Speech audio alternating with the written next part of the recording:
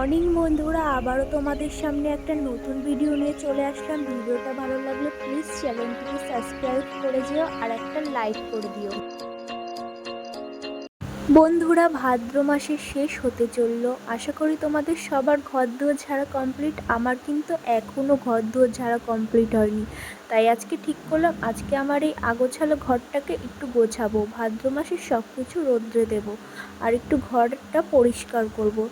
তো তোমরা আমার সাথে থাকো, দেখো আমি কী করি। আমি যেহেতু ঘর ঝাড়বো, তো প্রথমেই আমি আগে সব বিছনাপাতিতে যা যা আছে সেগুলো ঢেকে নেব। ঘরে যা যা জামা কাপড় আছে সেগুলো সব ঢেকে নেব যাতে ধুলো না পড়ে। আমি ওপরে ঝুল ঝাড়বো, তাই অনেক ধুলো পড়বে, সেই জন্য আমি এগুলো প্রথমে ঢেকে নেব। তারপরে একটা ঝুল ঝাড়ুনি দিয়ে এই দেখতে পাচ্ছ কোনায় কোনায় যেই সব ঝুলগুলো পড়েছে এইগুলো পরিষ্কার করব। এই ঝুলগুলো না আজকে পরিষ্কার করলে আবার এই ঝুলগুলো পড়ে। এভাবে আমি ঘরের কোনায় কোনায় যত ঝুল আছে সব পরিষ্কার করে নেব। আমার ঘর যেহেতু প্লাস্টার করা হয়নি, সেই জন্য আমার ঘরে ঝুল ঝাড়তে একটু কষ্ট হয়। যত ঝুল ঝাড়ি তত দেয়ালে কালো কালো ঝুলগুলো লেগে যায়, নিচে নামতেই চায় না, চারদিকে আটকে যায়। তো আমি এভাবে ঝুলগুলো ঝেড়ে নিই, তারপর ঝুল ঝাড়া হয়ে গেলে আবার কথা হচ্ছে বন্ধুরা। এই যে আমার ঘরের ঝুল ঝাড়া প্রায় হয়ে গেছে, এবার আমি যাব বারান্দায় ঝুল ঝাড়তে। ঘর বারান্দা আজকে সারা বাড়ি ঘরের ঝুল ঝাড়বো আমি। ঘরের ঝুল ঝাড়া আমার হয়ে গেছে। ঘরে বলেছিলাম একটা স্ট্যান্ড ফ্যান আছে, স্ট্যান্ড ফ্যানটা এখন পরিষ্কার করবো। এই স্ট্যান্ড ফ্যানটা না সপ্তাহে কতদিন যে পরিষ্কার করতে হয় তার ঠিক নেই। এক সপ্তাহ পরিষ্কার করলে আবার সামনের সপ্তাহে এমন ময়লা হয়ে যায়, কোথার থেকে আসে আমার মাথায় ঢোকে না। দেখো কতটা ময়লা বেরিয়েছে, পুরোটা তো দেখা যাচ্ছে না। যদি ভালো করে দেখানো যেত তাহলে এখান থেকে এখনও 1 মণ ময়লা বেরোতো। আমার ফ্যান পরিষ্কার করা হয়ে গেছে, এবার বিছনাটা ঝাড়ছি। বিছনাটা ঝাড়া হয়ে গেলে এখানে আমি এখন বেড কভার পাঠাবো। বিছনায় যেসব বালি পড়েছিল সেগুলো এখন আমি ঝেড়ে নিচ্ছি। বিছনা ঝাড়া কমপ্লিট হয়ে গেছে, এখন আমি বিছনার চাদরটা পাতবো। প্রথমে আমি বিছনার চাদরটা পাতবো। বিছনার চাদরটা আগে পেতে নেব, তারপরে আমি ঘর দুয়ার ঝাড়বো, মুছবো। নইলে আবার কী হবে, যখন বিছনার চাদরটা ঘর দুয়ার মোছার পরে পাতবো না, তখন আবার ঘর থেকে ময়লা বেরোবে।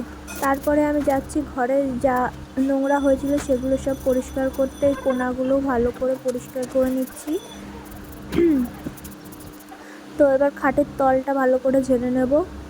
খাটের তল ঝাড়া হয়ে গেছে। এখন দেখো আমি এই দেখো ঘর থেকে না কত ময়লা বেরিয়েছে, দেখতে পাচ্ছ? এত ঝুল এতদিন ঘরের মধ্যে ছিল, দেখলে বোঝার উপায় আছে যে ঘরে এতটা ময়লা থাকতে পারে। এটা তো কম, যদি আরও ভালো করে ঝাড়া হয় না তাহলে আরও প্রচুর ময়লা বেরোবে। তো আমি ঘরটা পরিষ্কার করে নিই।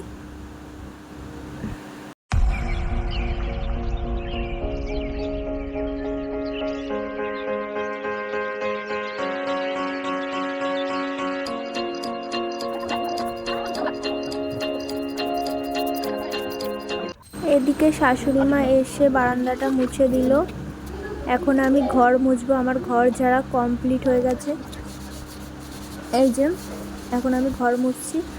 এভাবেই ঘর মুছলে আমার কাছে মনে হয় ঘরটা বেশি পরিষ্কার হয়। আমার যেন এখন ঘর মুছতে ভীষণ কষ্ট হয়, কিন্তু কী করব, তাও আমাকে ঘর তো মুছতেই হবে। নিজের ঘর দূর তো নিজেকেই পরিষ্কার রাখতে হবে বলো।